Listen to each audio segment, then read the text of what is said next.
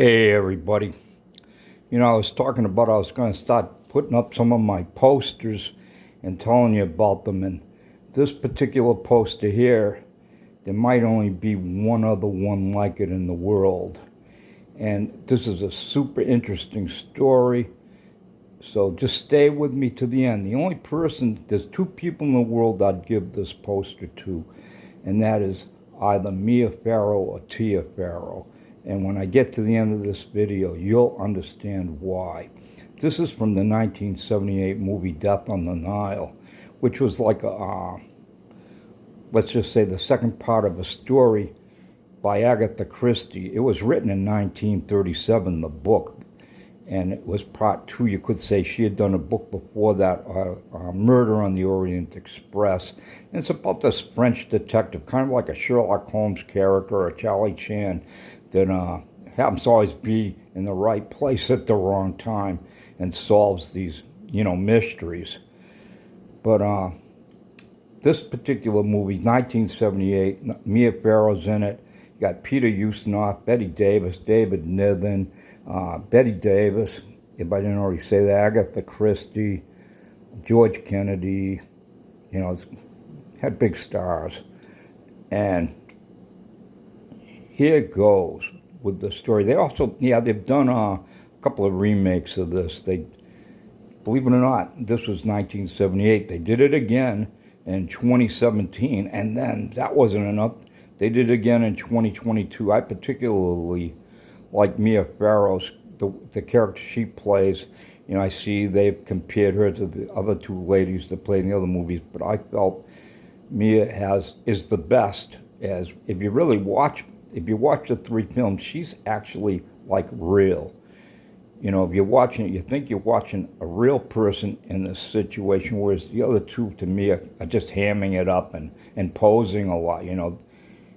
They're not. They know they're in front of a camera and they're trying to show off the camera. With Mia Farrow is just playing the role, she's put herself really into the role. Anyways, so what's this all about? Why is this poster has so much meaning to me? It actually gets to me when I start talking about it. And this is the story. I said before, me and my wife, we had a couple of stores and we sold everything under the sun, but one of the things we sold was posters. And we had lots and lots of posters. I mean, it was just ridiculous, the amount. But this poster here, if you noticed, it's not English. I picked this poster up in Korea in, I guess, 78 when I was stationed over there. And I picked up a pretty good number of movie posters in Korea. It's made of very thin paper, and it's, I don't think there's any others other than that other one. I think that one's still around, and you'll know why. It's a little better than tissue paper. And I've been carting this thing around since 1978. Hard to believe, huh? But here goes the story. When we had the store and I had all the stuff in poster racks, the other poster that I had of this, I only had two, I had in the rack. And I don't even think I had a price on it. It was just in there. And a lady comes walking in the store and she's looking around. She comes around and she says, "I want to buy that poster. I want it. I got to have it. How much do you want for it?" And I'm asking her, well, what do you want it for? I mean, you're pretty excited. And then she starts telling me the story, why she wants it. And here we go. Okay. She's married to a soldier that's stationed here, and he's overseas. At that point in time, he was in Iraq. And she wanted to get it as a gift for him. And turns out his mother is Tia Farrow. Yep. A guy who's an E6 in the Army stationed in Iraq's mom's Tia Farrow, and his aunt is Mia Farrow. He decided at a point in time in his life that he did not want to be in the Hollywood scene. And so he joined the Army. He didn't have to, obviously. He could have done anything he wanted. He decided to serve his country. And so he goes in the army. And I gave her the poster. And after I gave her the poster, she was like, couldn't believe I gave it to her. I said, nah, you deserve it. Here, this is yours. And so she came back. So we wound up becoming good friends. And she came back and she gave me some stuff. And let me show you what she gave me. This story gets really incredible. This is one of the books she gave me, Damien the Leper. It was written by John Farrow. That's Mia Farrow's and Tia Farrow's father. Along with this book, she gave me this one. Okay? You're probably wondering what it is. Pageant of the Popes. It was written in the late 40s. And it's about every pope from the first Pope, St. Peter, all the way up to I think it was Pope Pius was the Pope at the time. He's the guy that's kind of like renowned or unrenowned or whatever you want to say. During World War II, he was the Pope in Italy, and there's all kinds of controversy about him, but I actually think he was a pretty good Pope. Anyways, this book also, I don't remember what page, but you've probably heard that old prophecy about a guy that went and saw a Pope and he got struck by lightning.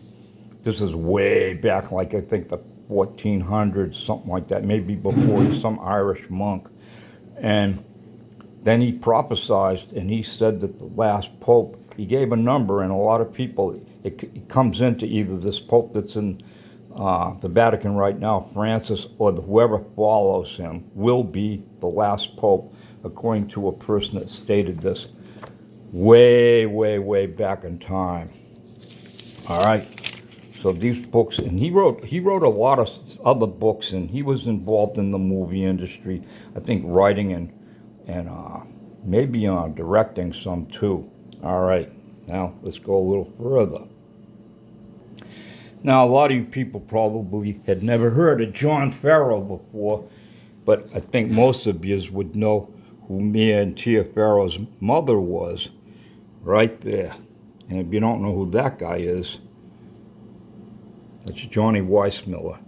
Played Tarzan. She played Jane. Yep. Very famous actress. Most people know her by the name of Maureen O'Sullivan, but, she married John Farrow, and so, you could say was Mrs. Farrow. And the lady that gave me all this, she gave me a whole bunch of other pictures. Here's a picture. Here she is again. And I think that's Robert Taylor. She's, on one of those movie sets. She was a beautiful woman. Maybe you can see some of the resemblance there. But, when you got those looks, brother, you got those looks. And I'm going to show you some pictures of her grandchildren. And you'll see what I mean. Here's another picture. Maureen O'Sullivan.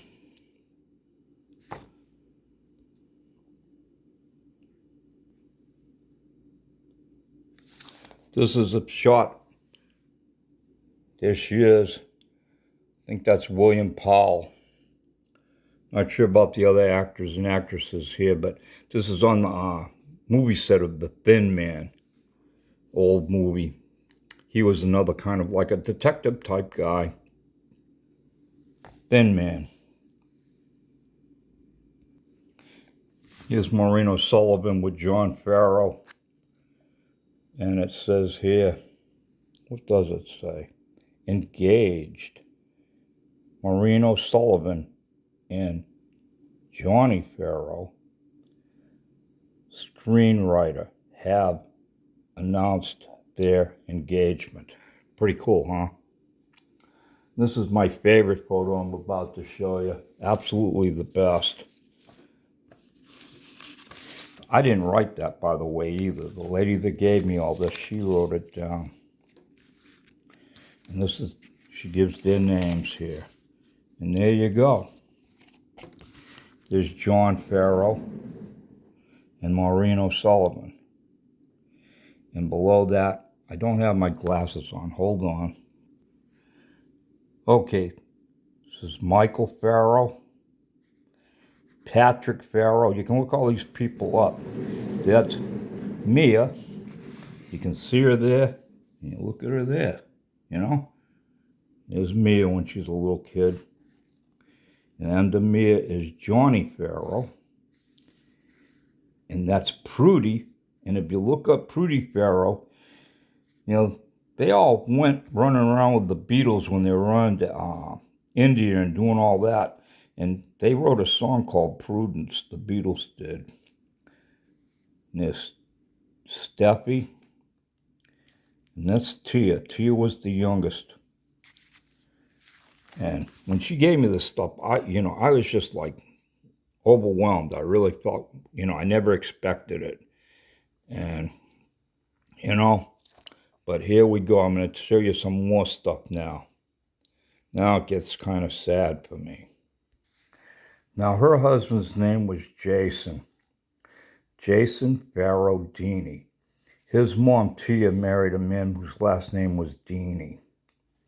And she gave me this card, and you can read it if you want to, pause. And she said, she was glad that she'd, met and all that. Now, there's Mia, and these are 3 of her grandchildren. Christmas card time.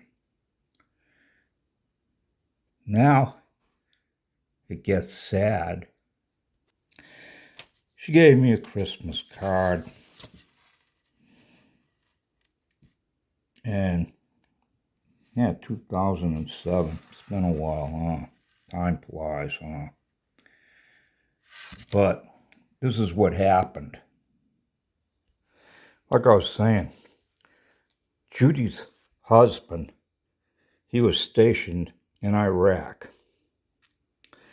And, he came back, he came home on leave. And this is when they were having, again, back, and, they're having a real big problem with nobody wanting to go into the military. He had his 20 years in. He had put in for retirement.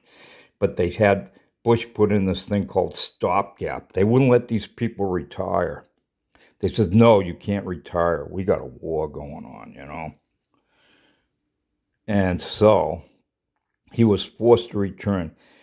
I got to know him while he was home on leave. She came by the store and with her and, him and the kids.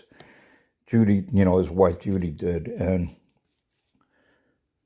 he could almost not talk. He looked like skin and bones. He was so skinny. He was so sick. His throat was, he sounded worse than, that Kennedy, I guess you could say, when you hear him talking. And he was dying, but they wouldn't let him get out, and they sent him back to Iraq. And I don't have to tell you the rest.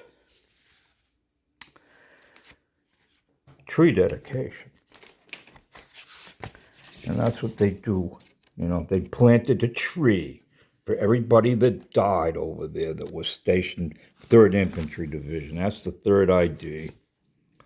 And get out of here. Crazy catamaran. There he is. And that kind of stuff just makes you mad, It makes me mad. He should never have been sent back. Sorry about that. Cat was driving me crazy. But Sergeant First Class Jason F. Deeney of Headquarters in Headquarters Company, 1st Battalion, 64th Armor Regiment, 2nd Brigade, 3rd Infantry Division, Fort Stewart, Georgia. Hailed from Toronto, Canada. He was 38 years old and had 19 years of active military service. Yeah, 19 years and like 10 months. And they sent him back. It was just terrible what they did to that guy. And that's the way it is, He's a hero. There's the three kids. That's his son. You know, 2007. That's like 17 years ago. He's a young man now. They're all grown up. I don't know what they're doing. I haven't heard from Judy in a long, long time. And, I'm not going to bother her. I mean, she might actually see this and say, hey. But, hey, Judy, all the kids and everybody that knows what about all this, I hope I don't make anybody mad, but I'm just putting it out there. A lot of things aren't right in this world, but there are heroes out there that people would never know about. Everybody thinks if you grew up rich or whatever in Hollywood, that means you just, that silver spoon thing. It just isn't true. And I'll show you one other thing. Mia Farrow, she really tries to help people. And she went out of her way, she wanted to tell people about what was going on in Rwanda when all that slaughtering was going on.